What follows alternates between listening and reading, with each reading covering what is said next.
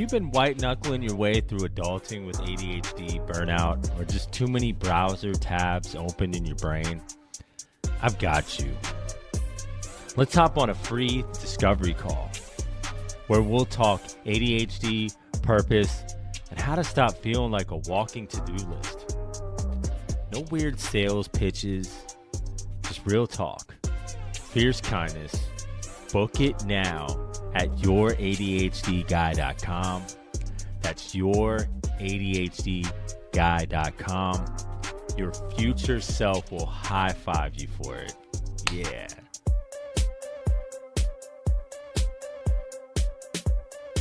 Welcome to Don't Mind Me, I Just Have ADHD, the podcast where fierce kindness meets the unfiltered truth. A one-stop shop about all things ADHD, where we smash the stigma and mystery around ADHD, depression, and the masks we wear at work and in life. I'm Ron, your ADHD guy, your guide, and your reminder that being different isn't a flaw. It's a biological advantage, a signal that you were never meant to blend in. You were built to make a difference. Here, we face the struggles that no one seems to get with heart. We unpack the chaos. We build strength through our sensitivity. We turn pain into power. Because kindness isn't weak. It's a revolution. And every time you show up for yourself, that's you taking your life back. So let's make it cool to be different. Let's make it brave. Let's make it yours.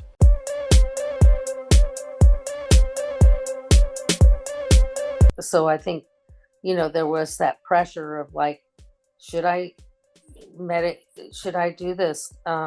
Is that going to be a problem if I don't put my child on this medication, and then later they're going to wish, like, why didn't you do this, Mom? It's your fault. Hey friends, welcome back to Don't Mind Me, I Just Have ADHD. This is part 5 of our ADHD and trauma series. If you missed part 4, I really encourage you to go back and listen first to all of them, because in those episodes, I sat down with my own mother to explore generational trauma. We looked at how silence, absence, and old family wounds get carried forward, shaping the way we experience ADHD and shame. Trust me, it will give you the foundation for what we're about to unpack today. Because today, we're going to take a look at the bigger picture. We're talking about how ADHD didn't just get shaped by families, it got shaped by big pharma and cultural systems that learned how to profit off our struggles. And yeah, I'm bringing my mom back into this conversation too, because parents are often the ones that get caught in the middle of the messaging. Medicate them or they'll fail. Fix the child or they'll get lost in the cracks. No one wants to hear that. But this is part 5 of ADHD and trauma.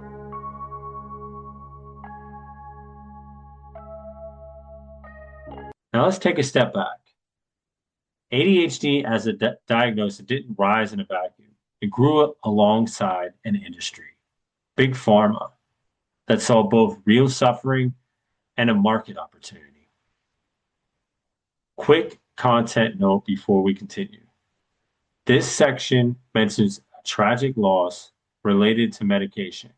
If that's tender for you, skip ahead a few minutes and come back when you're ready. It's okay. According to the CDC and 6 million children in the US, nearly 1 in 10 have been diagnosed with ADHD. About 3 million of those kids are currently taking medication. Among adults, diagnosis are climbing too, with about 4 to 5% of US adults estimated to have ADHD. At the same time, prescriptions for stimulants like Adderall and Vivance have more than doubled in the past 20 years. And US sales for ADHD medication are now over 10 billion a year. That's insane. So the question is, does this reflect a true epidemic of ADHD or an epidemic of diagnosis and marketing? And as the New York Times reported in Alan Schwartz's cover story, the selling of attention deficit disorder. That explosion coincided with a 20-year marketing push, not just to help struggling kids, but to normalize stimulant prescriptions for students and for adults who wanted more focus, more productivity, more control.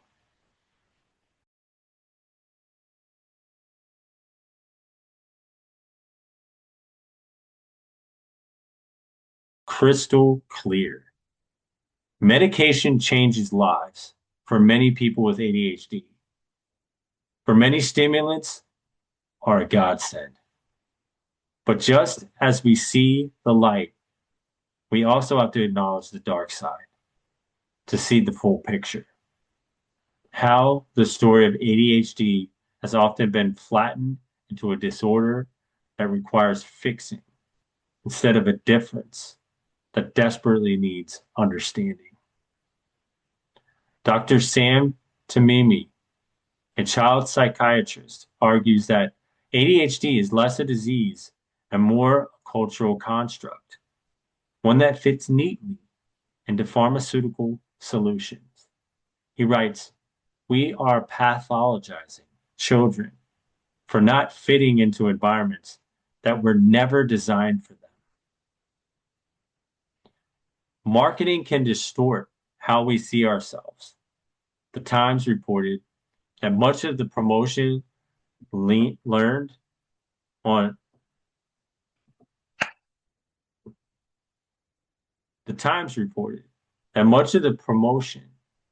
on select studies and testimonials, often from clinicians who'd received speaking fees or research supported from manufacturers, blurring the line between education and advertising. The late Dr. Keith Connors, a pioneer in ADHD research, warned that what we were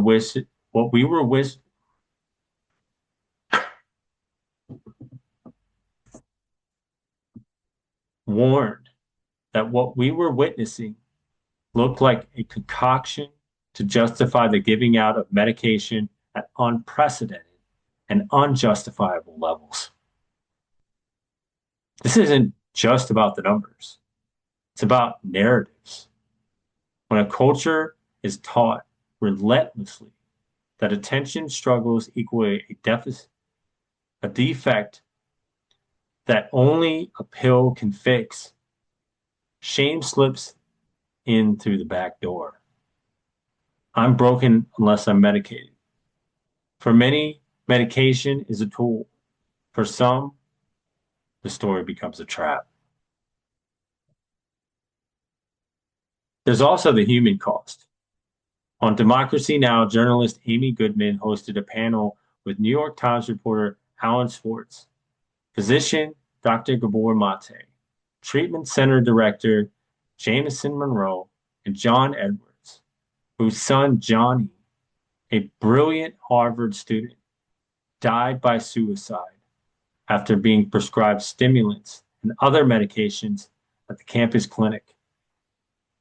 Schwartz stressed that Johnny's outcome is atypical, but he also highlighted systemic problems. Fast, sloppy diagnosis,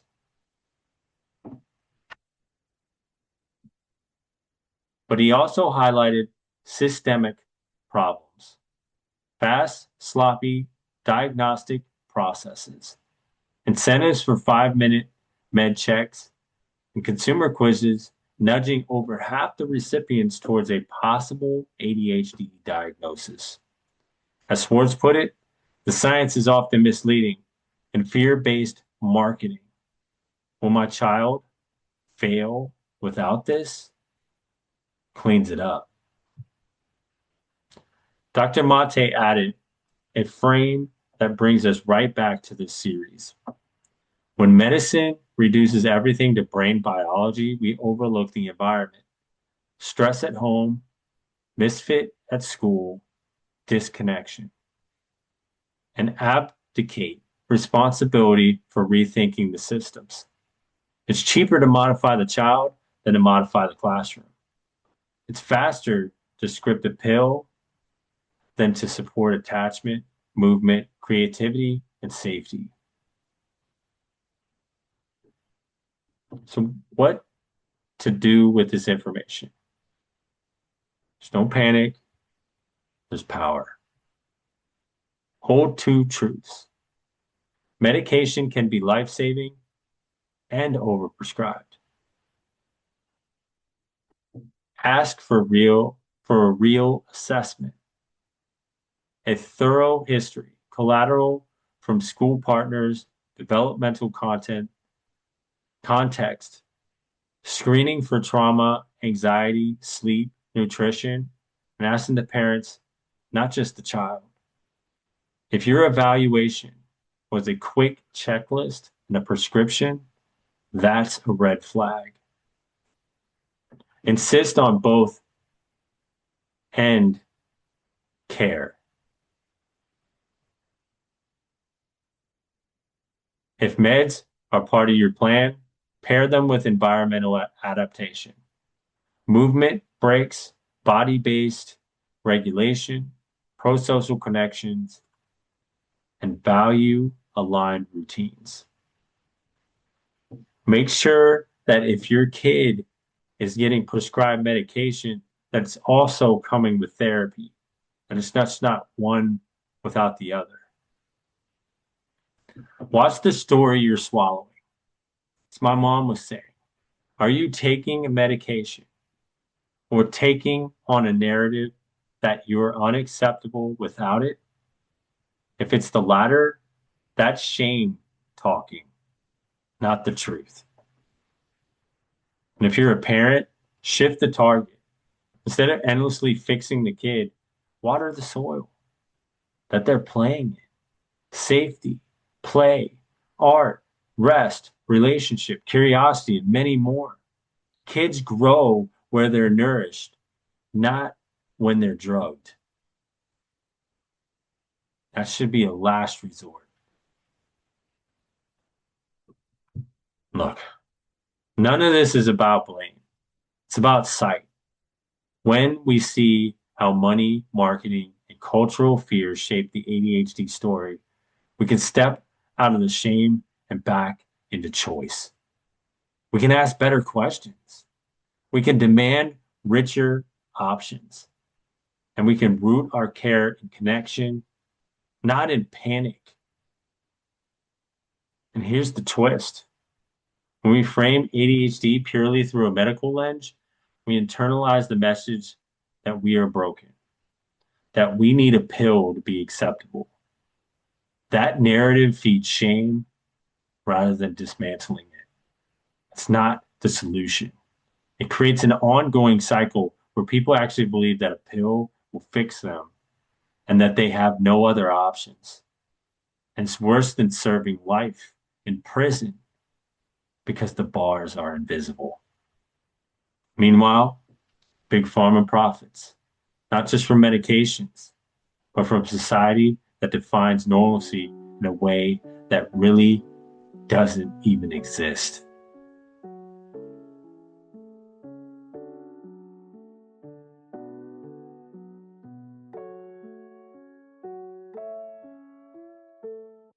Do you remember moments where you felt pressure from like teachers or society about how I should behave?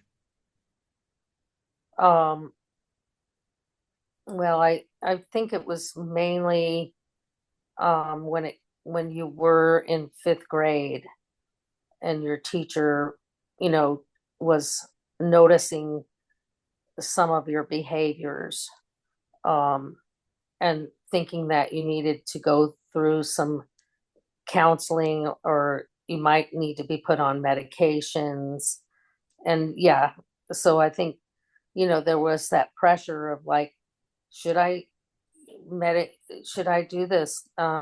Is that going to be a problem if I don't put my child on this medication and then later they're going to wish, like, why didn't you do this, mom?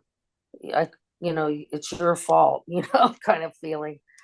But I also felt like, well, if I do put you on some kind of medication, are you going to be zoned out and not a normal kid? And you're going to think drugs are the key to being okay, when are you really wrong? Is there something really like that this is really wrong that you're this way? Maybe it's not, maybe it's just the way people perceive it, you know, Yeah. Did that you get a lot of you're just go did you ahead. did you get a lot of support from dad with with Well, making that decision? I don't think he was interested in that direction either, putting you on medications. So we never really did. But I thought maybe you had some kind of allergies to food and it was reactive to you in some kind more emotionally because there were other things going on that were like you would get rashes or nosebleeds, um, aches in your muscles. And I thought, well, nobody really knows what that is. So let me try um, putting you on a diet so we can determine if you do have allergies to certain foods. And I think nowadays a lot of kids are gluten intolerant.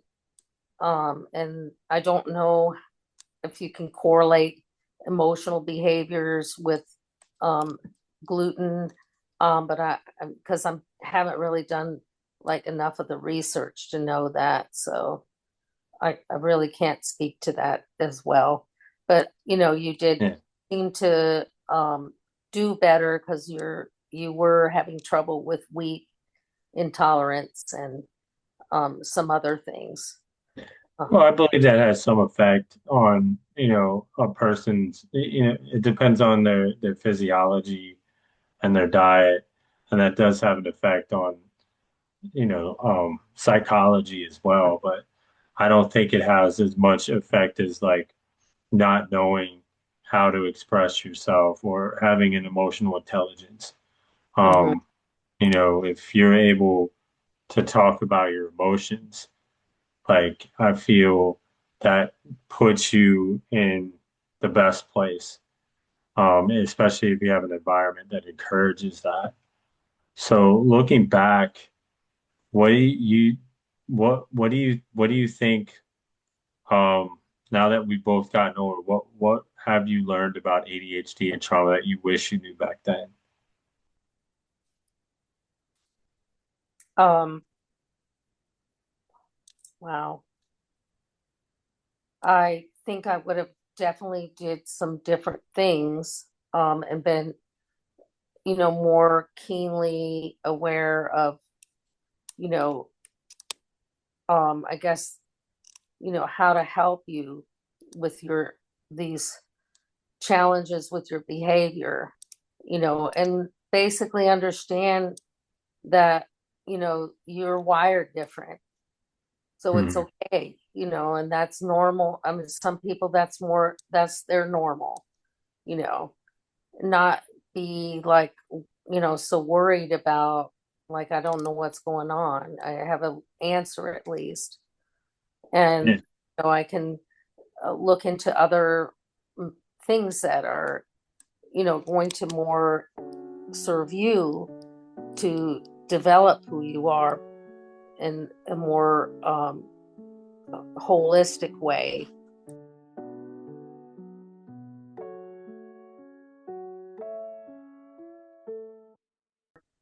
I mean, but I think I would have known there's sensory integration kind of tools out there that therapists use um, to help children integrate some of their sensory, um, you know, because you could be hypersensitive, you could be undersensitive, like you don't feel things and Hmm. you're not connected to anything. So there are a lot of things out there that are helpful to, um, kind of those systems to start to integrate because in development of children, if they've had some kind of injury, such as we were talking about, um, these would be programs out there that the a child like that has that developmental injury potentially could integrate it because they can't do it without the help. Without help, there's just no Yeah. way. So going back to the medication, do you think was there any pressure that you were under, or like from advertising or other doctors, um, to go on that medication, and how did that, like land further on after, you know, um, maybe you saw advertisements later? I really don't remember paying attention to advertisements, but mostly, it was like, um, the usually the doctor's choice of direction to take is to Hmm. go, um, on medications, um, as the answer. So I think, you know, um, certainly if you have a medical professional working with you, you may feel like they're smarter. They know they've been doing this for a while. I should do that. But, I mean, there are parents that do stand up and say, I don't think so. This just doesn't seem like, I'm just going to fall into line with that. Because, I was hearing like a lot of kids are on, like Ritalin or, um, was one of them. I'm sure there were others, but, that one sticks out in my mind, Yeah. and you would hear like other parents saying, oh, my kid's on Ritalin or, you know, um, that they, but to me, I was thinking that they're, like too zoned out. They're not really there, you know, and just makes it easier for the teacher, Yeah. because they're quiet, they're behaving, and you know, but are they doing better in school because of it? I don't know. I really didn't. I just didn't feel comfortable, and you know, if it's your child, you have to really like, even take the strat or whatever pressures and say, I'm not falling for the pressures when I don't feel like I know enough and or I feel like this is a good direction to take. So, but still there's a lot of guilt feeling that maybe I didn't do something. Maybe I could have done, I should have done that, you know, Yeah. that things would, but you can't, like they say, hindsight is 2020. So you can't really um, take it back. You just have to say it wasn't ever going to happen that way. And it wasn't meant for me to do that, Yeah. otherwise I would. So I'm not going to play the guilt game on myself because it never does help, you know, if it Yeah. did, But I would, you know. it's easy to go in that shame cycle, which I talked about on the last episode. But um, so I don't know if you've heard of those horror stories of, college Harvard grads or students that, committed suicide when they were taking Adderall because they're under so much pressure to Mhm. perform, Yeah. that they literally are faking, their ADHD so that they can get this medication, or they're on this medication, and it ends up becoming more and more medications because of, like, there is these loose qualifications, and people just prescribing medication left and right just to, like you said, make make the children not as much of a problem, because it's easier to fix the child than it is to fix the system. Right. Well, that sounds right. But no, I mean, I've heard of, warnings that, at what is Adderall? Yeah, Adderall. Um, it was addictive. I mean, not addictive, but it was, people could become suicidal. Yeah, But I don't, something of that type of medication should be strictly monitored by a professional.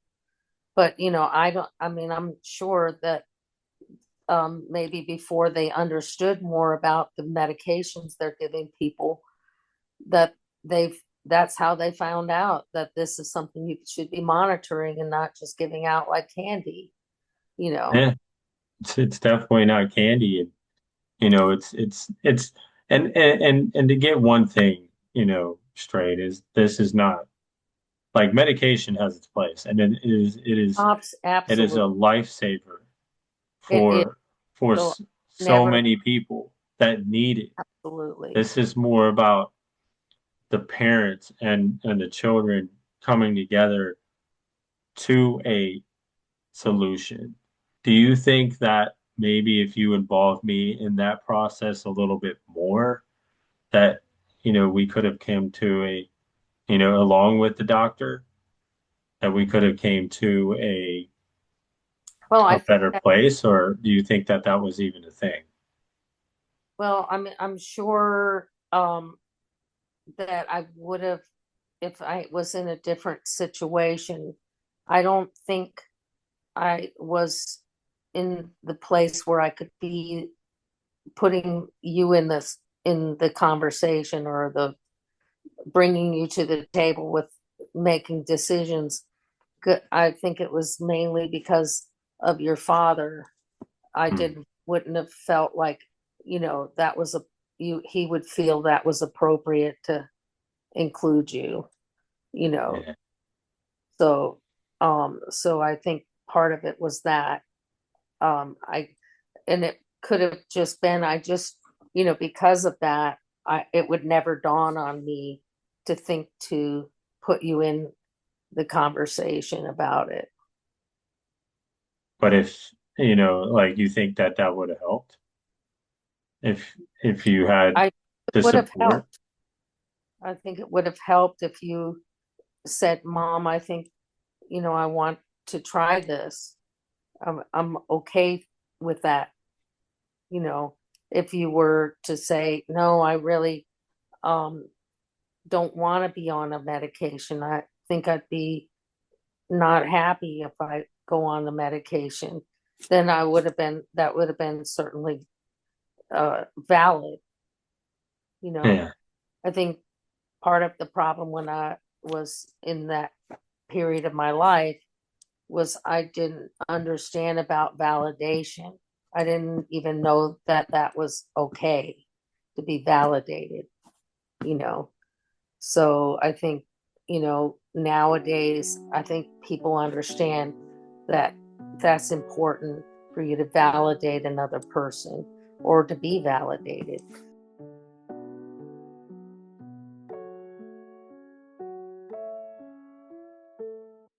No, and a lot of people don't, I know, like, me growing up didn't see the struggles that our parents go through, and are that are hiding because of that generational trauma that we grow up with, and Mhm. and pass down unintentionally. So what moments of connection between us stand out to you the most, even in the middle of all the hard stuff? Uh, can you repeat that? I wasn't quite following. So what moments of connection between me and you stand out the most, even in the middle of all the hard stuff? like growing up? Um, well, I think, um, we try to have fun and play and like run around the house and chase you and your sister, like trying to tickle you and Yeah.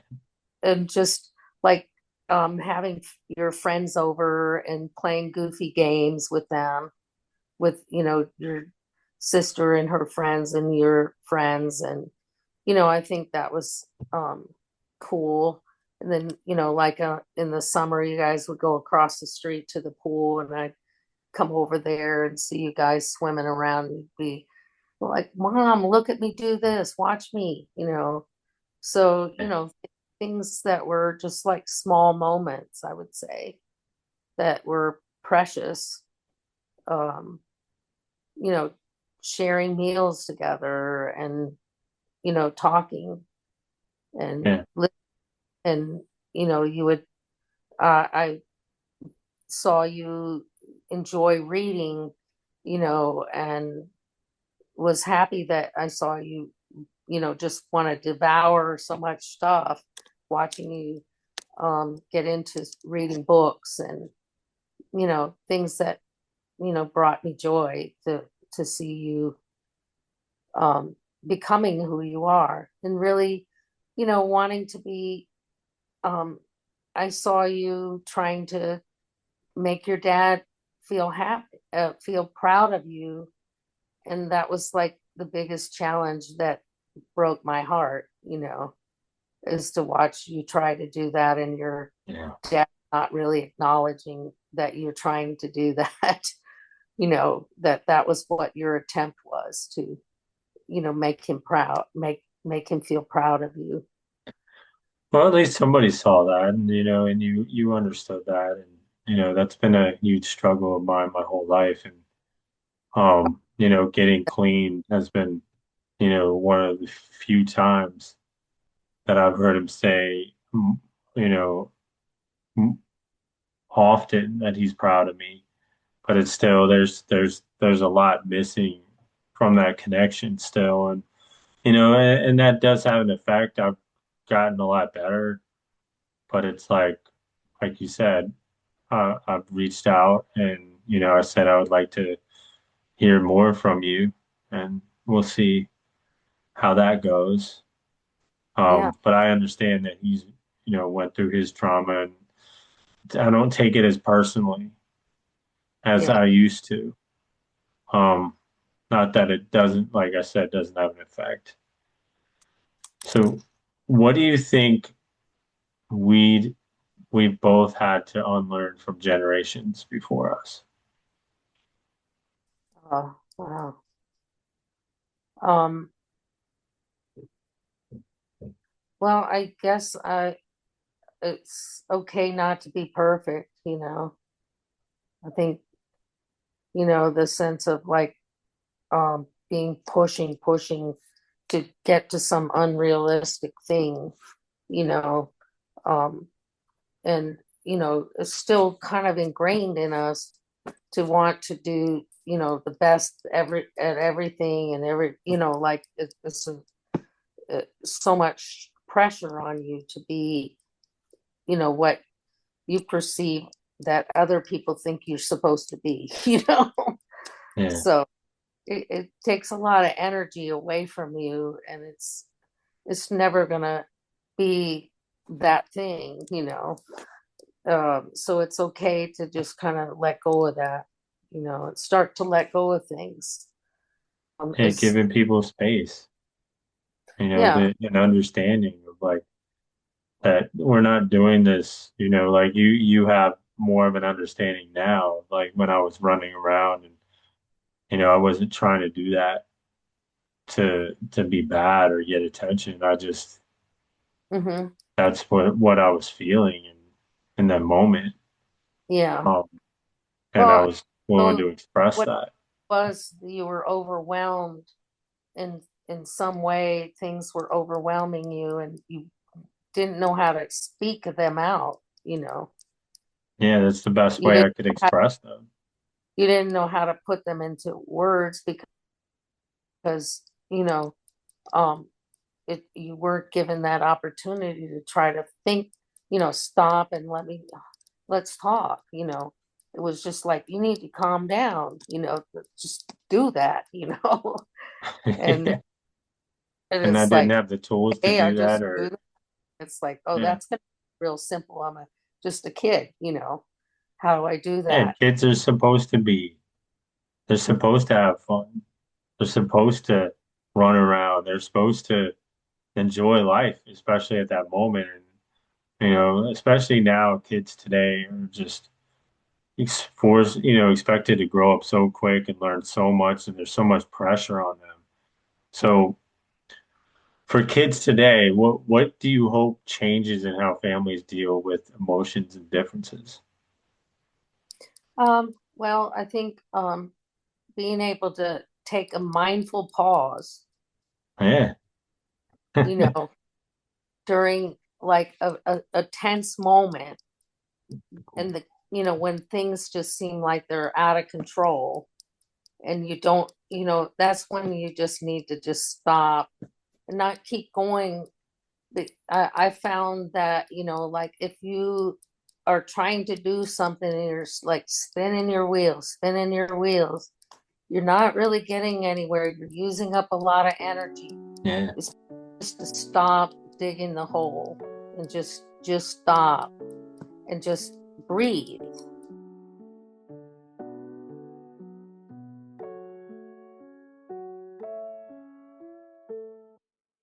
I guess, take that mindful pause, breathe, give yourself a day. You don't have to come up with an answer right Yeah, it's away. okay not to know. It's okay to have Yeah, fun. don't have an It's answer. okay to be a kid and running around and not being able to sit still. That's Yeah, what kids do, you you know, know. right. And talk to others if you're unsure about, you know, what's going on. As long as they're not running in the street and But try um to just have fun, enjoy the life yeah, together. Um, enjoy that irresponsibility because yeah, you're never gonna have it again. yeah. So do you believe healing is possible across generations? And what does that look like for you? Um, wow, yeah. Healing, um, it can be um something that's transformative. Yeah, It's just um and it could happen at any time, it's you just don't know, and you can't always think that there's nothing ever going to help me, you know because you don't know, and it just could be like somebody says something that's transformative to you, yeah, and you just have to be like believing, having some faith that somehow, you know that because I'm this way doesn't mean I'm broken. you know yeah. it just means this is how it is right now, and I can accept what's going on. I can accept that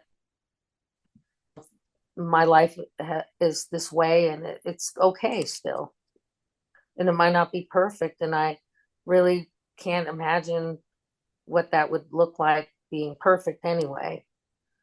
So Yeah, who wants to be perfect? I think of it more like as beauty. There's beauty in imperfection, you know, Yeah. and look for the beauty of that imperfection, you know. Don't stop looking for it. No, and thank you. I couldn't have said it better myself. And, I appreciate you coming on the show and being so vulnerable and open about your experience. I'm sure that it'll help so many people. I've definitely learned a lot in this session about myself. I know we've had these conversations before, but we really haven't gotten this deep. And Yeah. um, it's like a therapy session.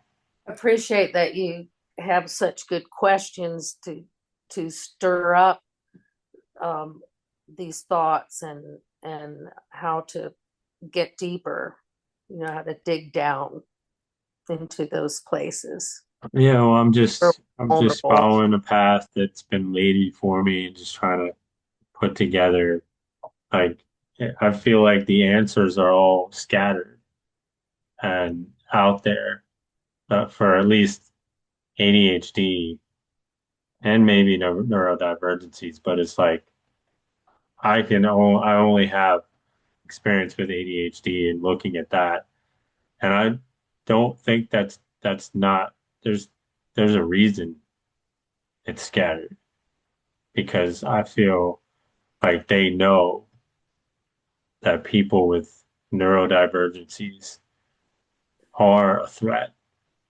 to the way the system is.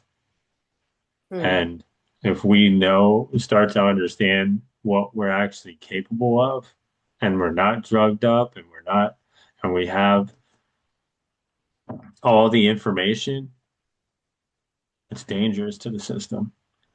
And that's what I'm trying to do is put together piece together that puzzle that's it's out there. And, you're helping me with that. So if the listeners want to get in touch with you if you're comfortable with that. How would they go about doing that? Maybe Uh, they want to send you a thank you for mm, raising such a I fine just, young man. And I mean, the only thing I could say is, I have a Facebook account. So that's one way. I'm not much on social media, so, uh, yeah, I don't have TikTok or Instagram or X or it's a any of good that. thing. Just It's a good thing. Facebook. I try to keep it to a dull roar, on the I technology. wish I didn't have social media, but But I there's a whole audience on there that well, needs it's connectivity, community, um, sangha, having that inner, networking, is hard in this world to yeah. just do that just by walking down the street, you know. Oh So yeah. There's pe- there's a purpose. people are craving something by the social media being able to have a community where you can safely maybe speak. Maybe it's not as safe. I don't know. I mean, I'm not the social media guru here. So, so, Yeah. but just, I think, finding community connectivity, helps us to be better, and, we're, Okay. and so, not always hiding behind your technology either. So don't do that either. So Yeah, find, healthy balance. you have to find balance. Everything is finding balance. Well, thank you again for coming on the show and yeah, It's been and you my take pleasure. care. Well, Love thank you you. for having me, and I love you too. And I'm glad we could spend some time on social media together. All right, bye.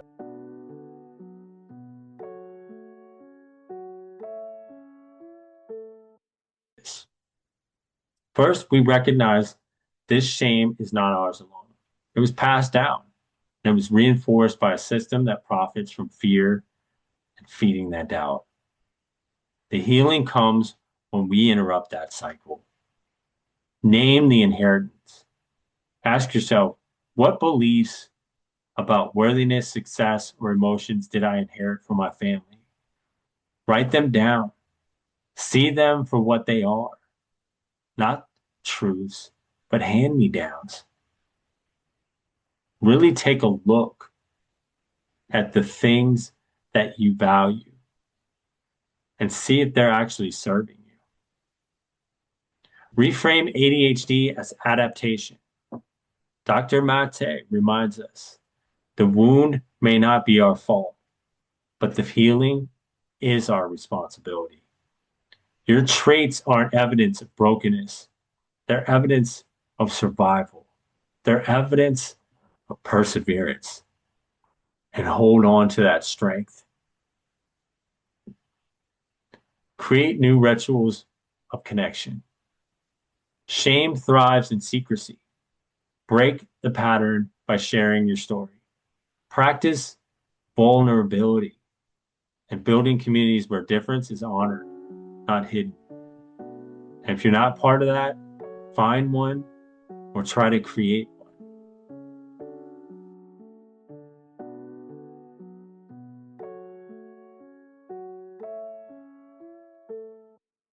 Practices you can start today. Here are a few things you can try right now that have a huge impact. General awareness journal.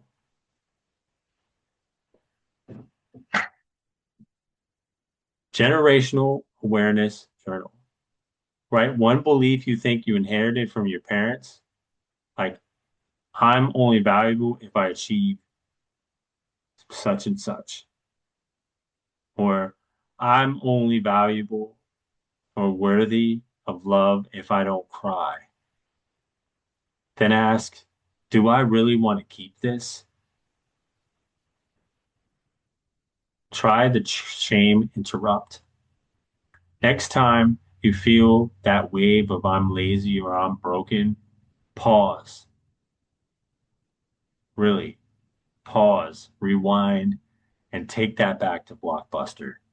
Say, this voice isn't mine alone.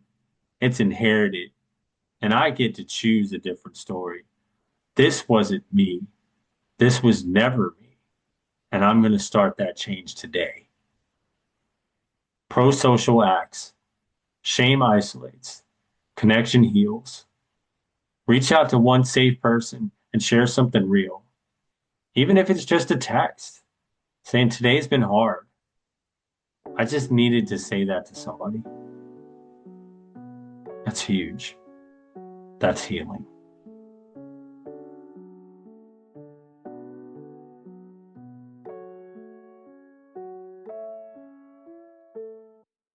If today's episode hit home, don't just listen, act.